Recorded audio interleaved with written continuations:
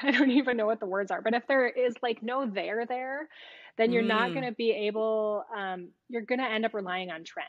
If you don't mm, have some really important, like conceptual and emotional underpinning to mm-hmm, what you want to do with your brand, you're just going to mm-hmm, get something that looks trendy and looks like everything else. And I love think that point. the only way to like get beyond like what people think is cool and hot right now is to have a really truly unique point of view, Mm-hmm. and then work with a designer who can help you bring that forward in the packaging. Welcome to the Nopalera podcast, a place where I share the journey of building my company from the ground up, as well as the stories of others in our community. I am your host, Sandra Velasquez, founder of Nopalera, a culture-forward brand that celebrates and elevates culture. Aside from making great products, we are cultural storytellers with a mission to inspire our community to stand in their worth. In this podcast, you will hear a mix of solo and guest episodes around the entrepreneurial realities of building a company. I launched Nopalera from my Brooklyn apartment with no outside funding while working 3 jobs, raising my child in the middle of the pandemic at the age of 44. Thank you for joining me on this journey. I hope it inspires you to live boldly. Abby Haddican is a multidisciplinary designer specializing in branding, packaging, typography, and illustration. Over the past decade, she's helped numerous established and emerging brands like Nopalera bring their stories to life with design work that's artful, original, and made to last. She approaches her projects like she approaches her life, with joy, curiosity, passion, and playfulness. I am so excited for this conversation because the question I get asked the most is, Sandra, who did your branding? Everyone, I've been so transparent about my journey that the first thing I invested in was branding. Even when I had no money, I knew that it was going to be the thing that made or broke my brand. So I'm so excited for you to hear from the woman behind what we call the cactus goddess, Abby Haddican. Let's dive in.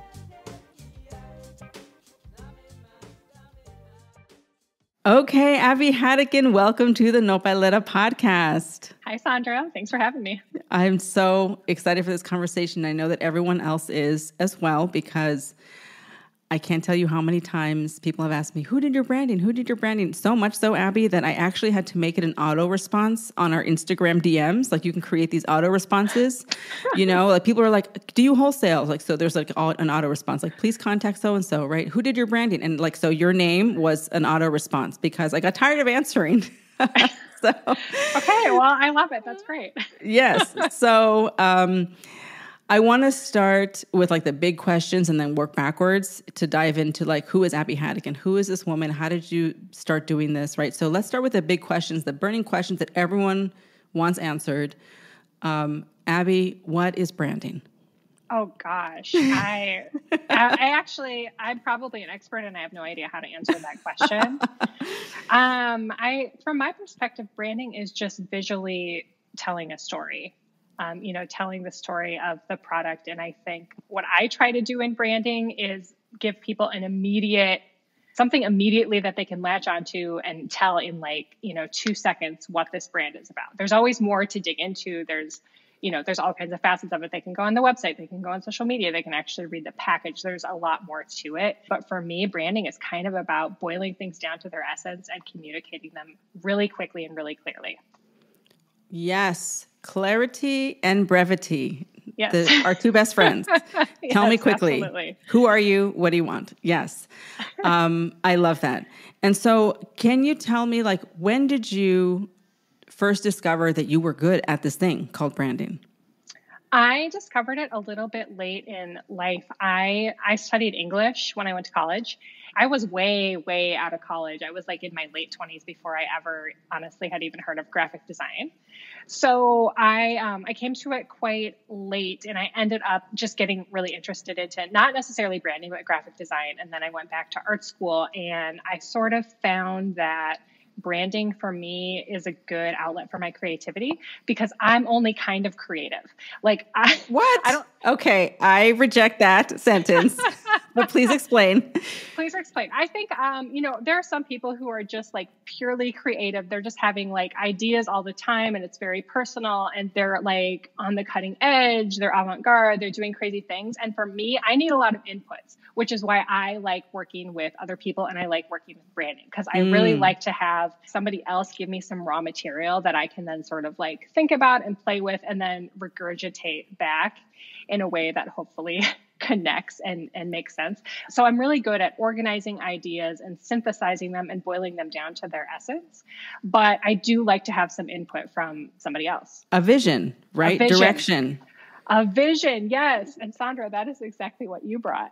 Okay. If I'm not paying Abby to say this for everyone that's listening, but this is so important. I actually just last night or yesterday, I should say, I taught this free like brand building workshop to really walk people through like, here are all the things that I did in the very beginning when no one cared, no one knew what I was doing, there was no money, and really defining like the vision. Like that's actually where it starts, right? And let's just dive into that really quickly because people think that a brand is like you hire someone to draw you a logo, right? And that is not, do you agree that that is not a brand or what do you think?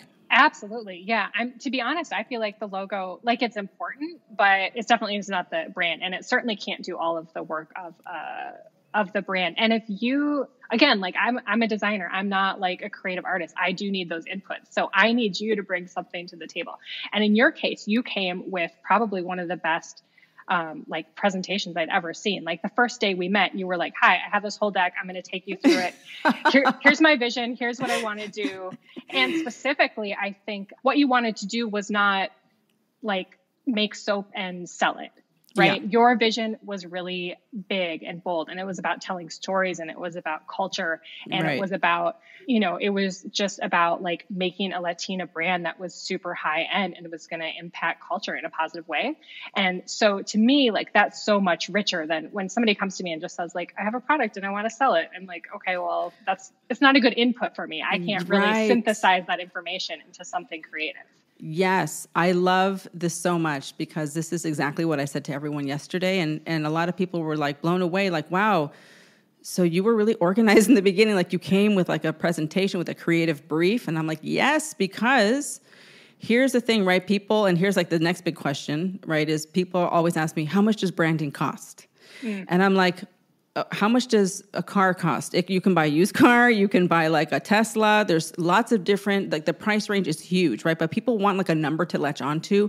And the reason I don't like to give hard numbers, not only because every project is different, but because people think, okay, if I just raise that money, or if I go find that money, or if I borrow that money, then I'm going to go and get X result, right? And I'm like, you still have to come with a vision. You still have to come with a vision, and you also have to get the right person because you could spend $300,000 on the world's fanciest marketing agency and like come out with something mediocre. Yes. Or you could spend $300 on like a really great art student who's giving you way too good of a deal, but you could still sometimes like get good results from that. I will say like you should probably come with a budget in the thousands for sure. Yeah. But art students out there, anyone charging $300, you're undercharging. Okay, go on. You're definitely undercharging, like for sure. But you can find a diamond in the rough, and so I think it is, you want to come with a healthy budget if you can. But ultimately, it's about like finding a person who you can communicate with, who understands your vision, and who has other work in their portfolio that makes you think this person is going to be able to do what I want them to do. Right. So let's talk about that, right? I love this conversation because you're just like leading me to the next questions, all the questions that I have for you, which is how do people find designers, right? Because you're saying, okay, look at the portfolio. Okay, but first tell me, how do I even find them? So you're in the design world, right? So you look at those publications, you follow those people on Pinterest or on Instagram, so you know other designers, right? But a lot of people out here who are starting for the first time, right? And I was very fortunate because I already knew you, right? So when people are like, how did you find her? I'm like, I already knew her, right? So that's not helpful, right, to people that are starting for the first time. So for people that are going to start their brand for the first time, let's say they have a bold vision, they're like serious, they're dedicated, they're committed. Where do they look for people like, because you're just one person, you can't brand everyone, right? So, right. Much as I would like to, I just can't do it all. Yeah, it's just Abby, y'all. Like she has no assistants. So, where do people look?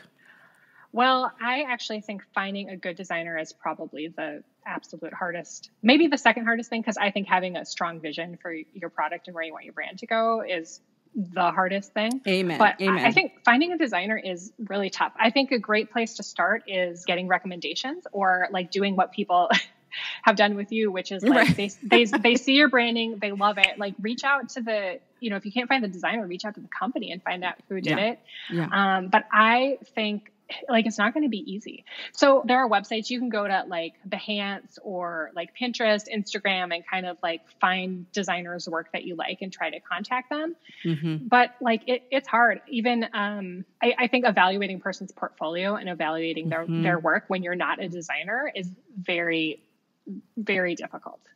So yes. I don't know that I even have advice on this. I will just say it's difficult and it's probably going to take a long time. Yes. And not everybody's going to get back to you. But I would recommend having like multiple conversations with multiple different designers. Yes. Because the more conversations you have, the more you're going to hear how they answer your questions. And then you're going to know better, like what questions to ask as you have more conversations. So I feel like it's like dating. You don't want to just like, yes. You don't want to marry the first person you date. Right. Like,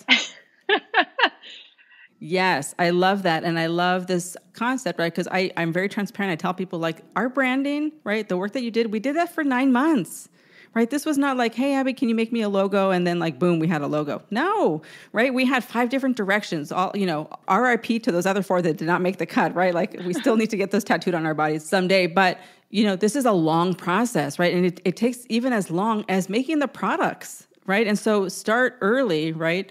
And it is the branding, what you have built, like for No Paleta, is what has gotten us to where we are today. When people ask me, Sandra, how did you get into Nordstrom? I'm like, I invested in branding. Sandra, how did you get into so many boutiques? I invested in branding. How did you get selected for this cohort? I invested in branding, right? Like that is the answer, right? Because like you said in the beginning, we are visual creatures, all of us, right? And we first shop with our eyes. Right. And we need to get things. We need to understand it immediately. Right. So when people look at this brand, they're like, that's a Latina brand.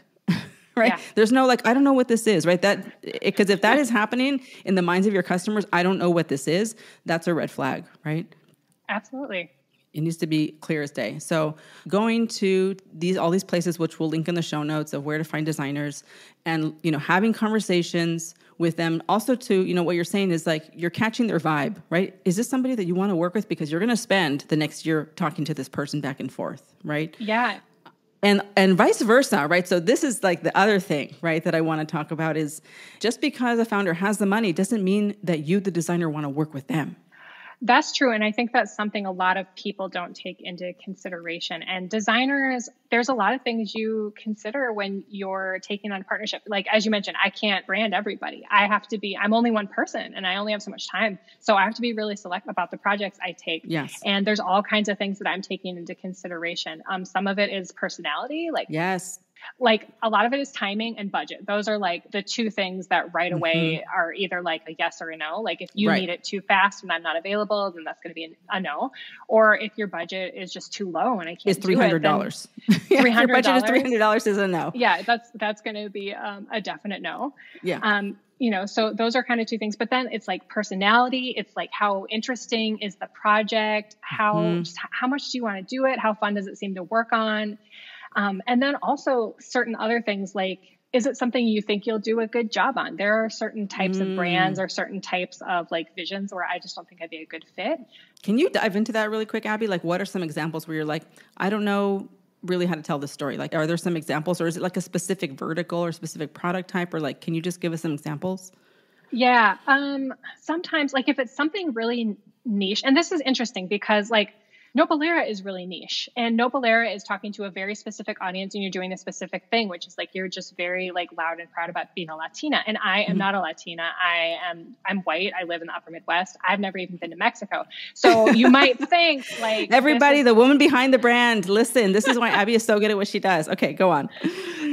So like on the surface, you might think that's not a good fit for me. But number one, I knew you and I loved you, but I also like, I love digging into like cultural things. And it is kind of, this is probably like a totally other topic, but it's a very fine line between channeling somebody's culture and appropriating that you have to be careful about. But then, like, that's just interesting to me. But there's other, like if I don't know, a football brand came to me or something, or like baseball or skateboarding or like something basically sports. Okay. I'm hearing sports.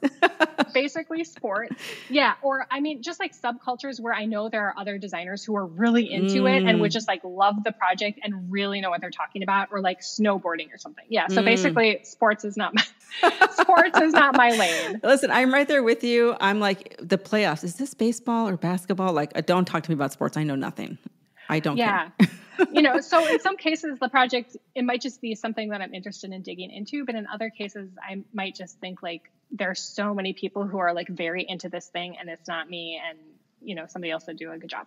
And then another thing, as a designer, you want to have an interesting, or at least for me, I want to have a broad portfolio. So I'll say no to things sometimes simply because they're too close to something I've just done. And You're that like, I've already happens. done a Latina bath and body brand. Sorry. Okay. Well, yeah, I mean, exactly. And in fact, I do get a lot of people who are doing something similar to what you're doing. And I usually have to turn them away because I'm like, well, I've kind of like been there, done that. I don't know that I have more to contribute to the conversation than I already have. And I don't want too many things that are too the same because then I'm going to get typecast. Right. And I'm going to get stuck doing the same thing. And I don't want to do that. So there's just a lot of things a designer is taking into consideration too, in terms of if they want you for a client. So like, it doesn't mean that you're not going to be a great client for somebody, but people may say no for various reasons. Right. Okay. I love that because I think that is so eye-opening and informative because, the thing with human beings, all of us, is that we always think about things from our perspective. Okay, I need to go hire a designer. And if I just go find one and I give them money, they will do what I want them to do. No, folks, the answer is no. The answer is not always, because of everything that Abby just said, which is so enlightening. Like, you have to think about, how is this helpful for the person on the other side of the table? That's in everything, in all of life, right? Like, that's in sales, that's in, branding as well. So I love that. Yeah, totally. And it's really, it's like, it always reminds me of like Pretty Woman when they won't let her shop at the fancy boutique. And then she like comes back with Richard Gere and she gets to shop. But it's like, it's not like retail. Like, if you have money, you can shop anywhere. You can buy any car you want. You can buy any clothes you want.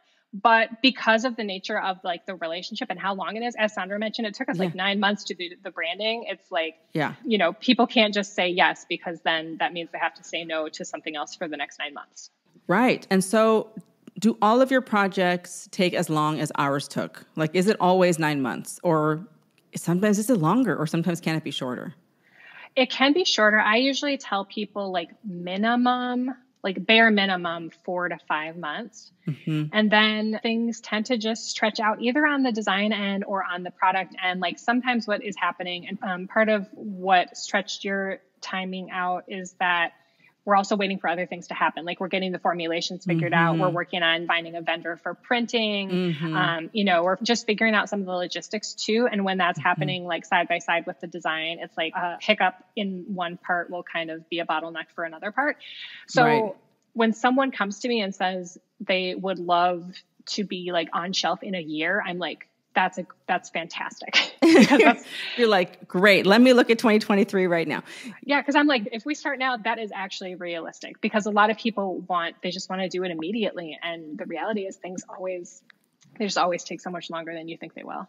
Yes. 100%. It always takes longer and not to mention with branding, like, and I've said this before in interviews and just in webinars and whatever, is like, when I first had the idea for Nopalera, the first person I called was Julie. The second person I called was Abby, right? Because I knew that this was going to make or break the brand.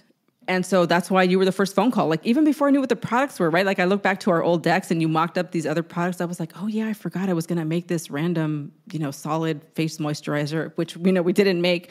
But the point being that I knew that it was going to be a long process, right? And so that was like, let's get the ball rolling now, because it's going to take a long time, right? So I think it's really eye-opening for a lot of, new founders out there who want to do branding. The setup time, you guys, right? The foundation, it takes a long time, but it is so worth it, because if you do it right, you do it once. Yeah. And I think that doing it right is so important too, because you'll definitely find designers who tell you that they can do it really fast. But in my experience, letting things gestate and like really thinking about them and working on them a little bit and coming back is kind of like a slow circular process. Yeah. Like I've been doing this a long time at this point. So I could just whip out something that looks like branding in a couple of days if I really wanted to, but it wouldn't be new. It wouldn't be like fresh. It wouldn't be super customized to what you're doing. And I think what I do is literally an art, right? It's not a science.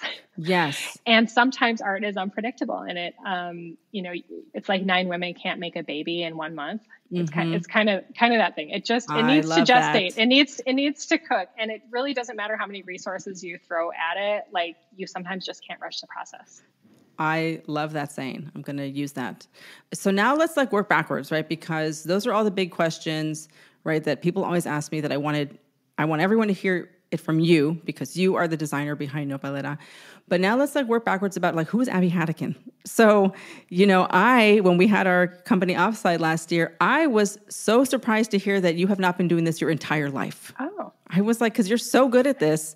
What do you mean you started late? What do you mean you studied English and you had no idea? Like, I thought you were doing paintings and branding when you were 5, right? So all of this was just so interesting to me. So can you just walk me back to like, what did you think you were going to do with your life? Like when you were a teenager, what did you love to do? Did you draw at home? Like, did you just doodle? Did you just walk me through like early Abby Haddican? Yeah. So, I mean, I think like as a young kid, I liked drawing, and I always have kind of like doodling, but I wouldn't say I've ever had a serious drawing practice until later in life. And I actually feel like something that happens to a lot of kids just because of like school and the way school is structured is you kind of figure out what your thing is, and then you stick with that thing. And in my case, like I probably would have been interested in taking art classes or something, but I didn't have room because I was in band. And so what I was really into when I was in high school was music. And so all of my electives were like band or like jazz band or orchestra or, like. Wait, what instrument did you play? Band. Have you told me? I played clarinet. Oh my God. I can see this. I love this. Okay. I played clarinet too when I was like in 3rd grade or something, but anyway, okay. I love it. So I actually was quite serious about clarinet for a while, and I thought I might have studied music in school, and then I just kind of ended up not doing that. But the other thing I really liked doing was reading and writing. And so I decided to study English with the possible thought that I wanted to be a teacher. And then what happened is, so I went to college, got my English degree, had stopped doing music at that point, or not doing it very seriously. And then I went into the Peace Corps after college because I wanted to see what it was like to be a teacher without having to like go get a master's degree or whatever, a teaching degree. Like I had this feeling that maybe I wouldn't like it. And that did turn out to be true. So I was in the Peace Corps for 2 years, and I was an English teacher, and I really actually didn't like teaching very much at all. So I kind of figured that out about myself. And then came back to the US and I started doing freelance writing. By this point, I'm like in my mid-20s, and I'm doing like freelance writing. Like I'm writing copy for websites, I'm running newsletters, blog posts, like that kind of stuff. Like just like for hire, right? Is that what you mean? Like people would hire you to like write these things for their websites and stuff?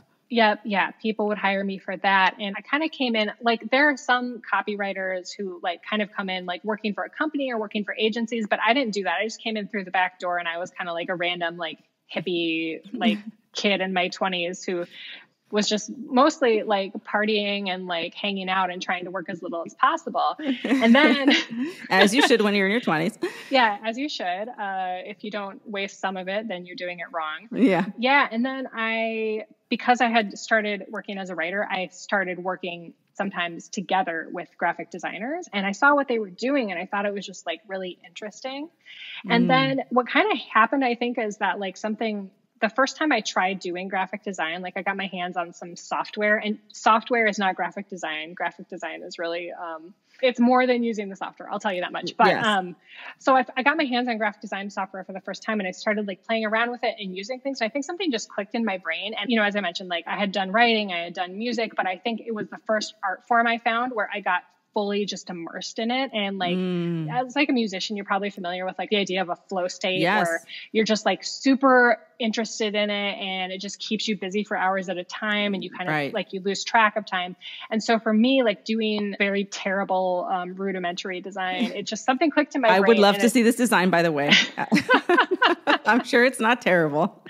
Oh, I can tell you for sure that it was. It takes a long time to be able to do good design. Yeah. But something about the process of working on design just clicked and I just fell in love with it. So then I kind of taught myself as much as I could. And I was working for clients for probably like $300 a pop or whatever. But this is as a designer now. Is that what you mean? Like now, no longer as a writer, but now as a designer, like you're starting to get your first clients. I'm doing freelance design, but really like I am not good. And I know that I'm not good. So I'm kind of apologies to all of those past clients. Yeah. Apologies. But what I will say is I've always been a good communicator and I've always been really good at listening. So I think I was able to get clients even when I didn't really know what I was doing in design, just because I kind of understood how to communicate. And then at a certain point, I kind of realized like, I don't know what I'm doing. I don't think I'm ever going to be satisfied with the level at which I'm doing this. And then I went back to school. So then I went back to a traditional art school. And I did like the traditional first year of art school, which is like, you learn how to draw, you learn how to paint. You just sort of like, it's called the foundation year. You get the foundations of art, which are things that I really had never had before. And then I went through art school and then I started working for branding agencies. So it was like a very winding, long path to get there. So that's incredible. I love that you discovered this late, like not late in life, right? Like you weren't, you're still young, right? But it's not something that you've been doing, since you were 5 and you didn't expect that you were going to be doing this necessarily, right? Like this was not what you imagined you'd be doing as your career. Yeah. I'd never heard of it. Right. You're like, wait, what is that? That's a career, right?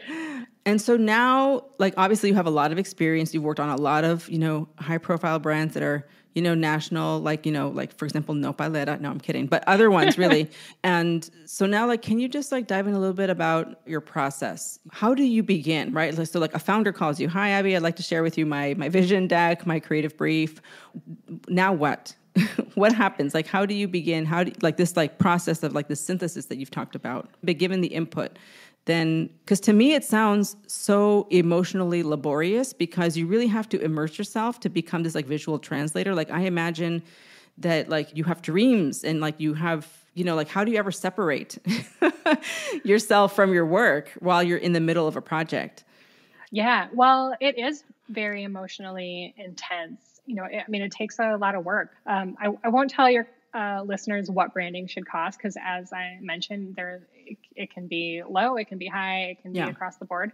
But I will tell you that an average and actually like smallish project takes upward of 100 hours for me, like minimum. And sometimes it's in 200, 300, 400 hours. So, that is a lot of time to spend on a project. And I definitely do dream about it.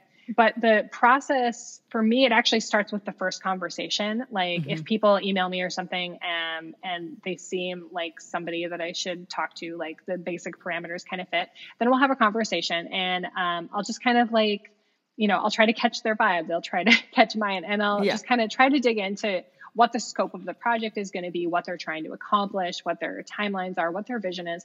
And then I'll write a proposal for them. To kind of describe how we're going to approach the project, what it's going to cost, all that kind of stuff.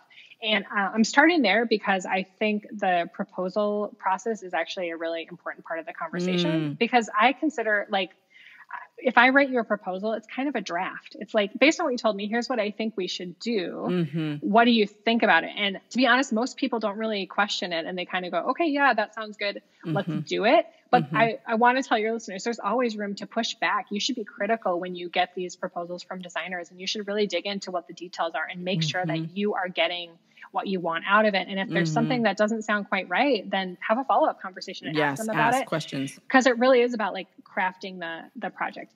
And then once I start a project to get started, I have a couple of exercises I like to do. So number one, I always have at least a kickoff call or a kickoff meeting that'll usually last a couple of hours. And it really is just a pretty loose conversation, but just really digging into like what makes them tick, what is unique about the brand, what do they want to do, where do they want to go with this company, like what are the products, but then also where do they want to be like a year from now, 5 years from now, 10 years from now, like what's such an important question. Yes, the vision, the actual vision, beyond like so this year. Yes. The process I do is different from what other designers will do, but I think all designers have some version of this, or they should anyway.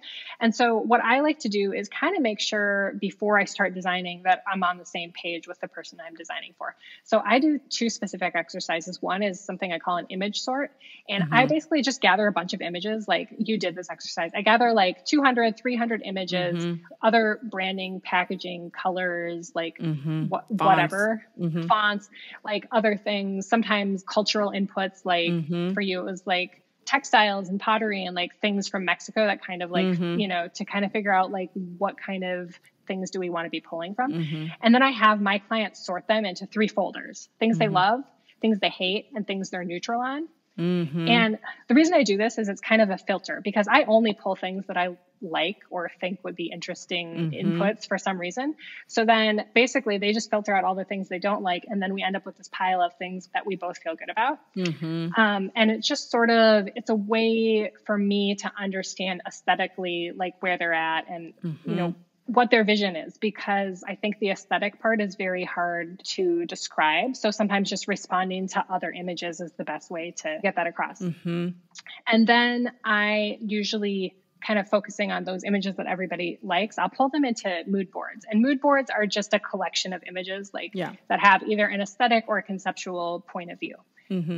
So I'll kind of push and pull, like things that are more traditional, things that are more modern. I'll kind of group those images together and then we'll just have another conversation about it. So one thing I'm never doing in these mood boards or in this image sort is like saying, here's some other brand. Do you like it? And should we copy them? Right. What we're doing is just really having a conversation. Yes. Yeah. So it's never like, here's a mood board of things and your brand is going to look just like this. Oh my God, please no. Yes. Yeah, please no. It's more like, let's have a conversation about the things you like, the things you don't like, and the reasons behind that. Because then, you know, again, it's like those inputs. I need the information. I need the inputs from you about what feels good to you, what you're responding to. And then that allows me to go into the design process, you know, with some information at my fingertips and a sense of what you're going to like, what you're not going to like. Because the reality is I can't design like 10 concepts for you. I usually design 3. So I want to know before we get started that we're not wasting each other's time. I want to know, I want to know that whatever I design is going to be in the right ballpark. Yes. I love everything you just said. And I think it's so insightful for people to hear how much work goes into this before we even start designing. Like nothing has been drawn yet. There is no logo. There is nothing. There is really, you know, because this whole, I remember that image sort exercise. And I don't really know another way to do it besides how you do it because it's so emotional. I remember you asking me like, why don't you like this? And it's even hard to put into words. I'm like, I don't like it because I don't like, it looks globby. Like, is that even a word? Right? Right. But having to explain why you like things and why you don't like things, it really just speaks to how we respond to visual images, like from our emotions. And it's not something that we can talk about in an email or use words. Like we just, you know, we need the visual inputs, right, to really, as a springboard, to have the conversation in the first place. Yeah. Well, and I think that's also why you want to have a designer that you're really comfortable with. And it's somebody that you feel like respects you and respects your vision. Because I work with people who are extremely sophisticated visually. And I also work with people who like really, you know, don't know a lot about design. And either way is fine because like everybody naturally likes things. And so you need to work with somebody who, no matter what your like, you know, level of design sophistication is, you need to work with somebody who's going to help you understand what you like so they can design something you're going to like. Yeah. So they can be your visual translator. Yeah. And I think like design can be really snobby and designers can be really snobby. And I think, you know, they're always going to know more about design than you do. So make sure that you find somebody who is going to be nice about that and is going to make you feel good and listened to and heard and is not going to talk down to you. I think that's important. Yes. Yes. I mean, thankfully, I've never had a bad experience with a designer because I've only worked with you and you are not snobby. but I can imagine that there are other designers that are, right? And they think that they know better and whatever. But I think that, again, what you're saying, you know, the takeaway is that the founder has to come with a vision, right? And you have to be so strong in that nothing can throw you off. You know, so if a designer, let's say you do hire a snobby designer and they're like, well, it really should look like this. And I'm like, no, let's go back to the creative brief where I told you what this was about and who we are talking to and why we exist and where we're going. This is our guide, right? So it just really, I think that is going back to this point for everyone out there who's going to go search for a designer. You are leading the conversation, right? And then the designer is, you know, the visual translator of this, right? Because they're going to use their expertise and their art and their talent to then turn this into a visual of what you have decided you are trying to build, right? Yeah. Well, and, you know, I think it's so important to have a vision too, because if you don't have some real, I don't even know what the words are, but if there is like no there, you're going to end up relying on trend. If you don't have some really important, like conceptual and emotional underpinning to what you want to do with your brand, you're just going to get something that looks trendy and looks like everything else. Love that point. The only way to like get beyond what people think is cool and hot right now is to have a really, truly unique point of view. And then work with a designer who can help you bring that forward in the packaging. Hallelujah. Amen. Yes. And I also just want to go back to this other point that you said earlier about when you're pulling together all of these images of things you like, you're not just pulling like your competitors and saying, hey, Abby, can you make me something like this? I really like how this Bath and Body brand looks like. We were pulling images from like pottery, right? And from blankets and from lifestyles and from hotels. Like you're creating a universe. You're right. You're creating this feeling of what you want your customers to feel. And so anyone out there that's, you know, working on their branding for the first time, you should not be pulling just packaging from your competitors, right? Because like to your point, what you're saying, then you're just going to create something that just looks like what's already out there. Yeah. I mean, it's an echo chamber. And I think especially these days, trends cycle so fast and and even brands like cycle so fast. I think like 10, 20 years ago, I feel like brands kind of lasted longer, but because in a way, I think it's great because it's really accessible now for normal people to start brands. But at the same time, what you see a lot of is people like starting a brand and their packaging is not really meant to last because they do it fast. They don't pick the right designer. They don't put enough time and money into it. And then they end up having to redo it. So it just sort of is like these trends just cycle so fast. All beauty looks the same all the time. And like the specifics will change, but it is just sort of like everything looks the same. Everything looks the same. And you get sick of it. And, you know, people get sick of it fast. So the only way to get around that is to do something different. Bold, right? Bold. And unique with a very unique point of view. Yes. It's such a great point. Abby, I could talk to you all day long, and I'm sure people have a million questions, but too bad because this is a podcast, you guys. So there's no Q&A, okay? So write down everything Abby just said because this was so valuable and so insightful to hear it from your perspective as a designer. You also get to select your clients, right? Like it's not just clients out there looking for designers. Like, you know, it's like when I talk to brands about sales, right? I always like to remind brands like there's hundreds of you and there's like 3 sales reps. So when people are like, how do I find a sales rep? How do I find it? I'm like, listen, there's more of you than there are of them. So they get to pick. They get to pick and choose, right? And who are they going to pick? They're going to pick the people that have put in the thought behind a vision, who have put in the time, who have clarity of what they're trying to accomplish. Because we live in this age of the internet where anyone can just go on, 99 Designs and hire a designer and make a logo. And it seems like anyone can do it, but not everyone can have a vision. It's just so great to hear from your perspective, right? As how you also select your clients. So actually I have a fire round of questions, Abby, but before I do that, do you have any last things that you want to say that you think are important that brands out there should know before I hit you with our fire round of rapid questions? My one fast thing that I think everybody should know about getting in touch with a designer is don't be flaky, because you would not imagine the amount of people who are super flaky. So, I'm compassionate. I get that things happen, but if communicate. Yeah. if you don't answer my emails in a reasonable amount of time, if you're late for a call or you don't show up for it, bye. You've missed your chance. Like, bye. Yes. I don't have time for that. And I think it's like a huge red flag in the first couple of communications if somebody is flaky like that. So, don't be that person. Be on time, be responsive. By on time, everyone, we mean 5 minutes early. Okay. Because yes, listen, that goes for all of life, right? So yes, I taught a free workshop yesterday and so many people were late because it was free.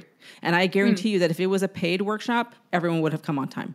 Yes. Don't be flaky, like respect people's time out of the gate. I love that advice. That's for everything, all of life. Yeah. Okay, Abby. So here we go. Rapid fire. Number 1, what is the best piece of advice you've ever received? I have 2. Learn how to take a compliment and learn how to say no. Yes. Love both of those. Number 2, what does success look like to you? To me, success looks like basically just like being able to work with awesome people who are doing awesome things. I think we spend so much of our time working, and for most people, work is not optional. For me, it certainly is not optional. I must work. And so I insist on having a really good time and working with really nice people. Yeah, that's the dream. That is not a hard ask. You deserve that. I love that. Thanks. Okay, number 3, what does your perfect day look like? Don't hold back. Gee, I have no idea. I think I need to put more thought into that. I think my perfect day involves like waking up very leisurely, working out, because I always feel better when I work out. So I try to work out every day. Then like having a nice, long, delicious, nutritious breakfast, like reading a good book, a little sunshine peeking in through the windows. Yes. And then, to be honest, like working on something. I love to work, even on my days off. Like I try to not work too much. And in fact, my time is very focused, but I feel like getting something accomplished every day, whether it's doing design work or repairing something at my house, whatever, I just get so much satisfaction from like a job well done. And that just speaks so much to your character, Abby. I mean, most people, when I'm like, tell me your perfect day, they're like, I'm on a yacht, I'm in the Caribbean, right? And you're like, I like to work and fix things in my house. Okay. Everybody meet Abby Haddican. Okay. I love it. Number 4, what do you want to be remembered for? I don't know who says this. I'm sure it's like a famous quote, but I feel like people always remember how you made them feel. Like, I don't know that I'll be remembered for like some great accomplishment in this world. I don't think I'm going to go down in the history books or anything, but I would hope that people will remember that I made them feel good in some way. Yes, I am one of those people. You make me feel good. So we're already bringing that. We're already manifesting that. I love that. Okay. And just final question. And this question is kind of more tailored to other product makers, but I think that you can still answer it in your way from your perspective, which is, what is the thing that you wish you would have known before launching Abby Haddican Design Studio, before starting your own business? I wish I would have been better earlier at saying no, because I have gotten quite good at saying no to things that are not a good fit for me now. But I definitely, probably in like the first year, I definitely took a lot of projects that were not a great fit for various reasons. Like it paid well, or it seemed like it would be interesting. But at this point, I have a much better sense of what's going to be the best use of my time and like where my talents are best applied. So I wish I would have known how to say no. That is, I think that a lot of people can resonate with that. I mean, I certainly can. We can talk about my 2 marriages some other time, but yes, exactly. Saying no is very important, folks. Okay. Abby, thank you so much for this really insightful and transparent conversation. I know that people are going to get a lot out of it, and it's going to help them prepare for really building a strong brand. And just to hear it from your mouth, I just thank you so much for your time and for your energy. And I love working with you, as you know, and can't wait to work with you again. Yeah, well, thanks for having me, and thanks for being one of the all-time greatest clients. Oh, okay. Again, I'm not paying Abby to say that, but I will take that compliment. All-time greatest, coolest people. Oh, I love you. I love you too. Thank you, Abby. Yep, thanks, Sandra. Visit nopalera.co to pick up your favorite self-care items for yourself and your friends and family. Join our mailing list to be the first to hear about new products and exclusive promotions, and follow us on IG at nopalera.co. And if you are an entrepreneur looking for more real talk and resources, you can join my entrepreneurial newsletter from my personal website, sandraliliavelasquez.com, and be the first to know when I host workshops and masterclasses. Everything is linked below in the show notes. Stay resilient.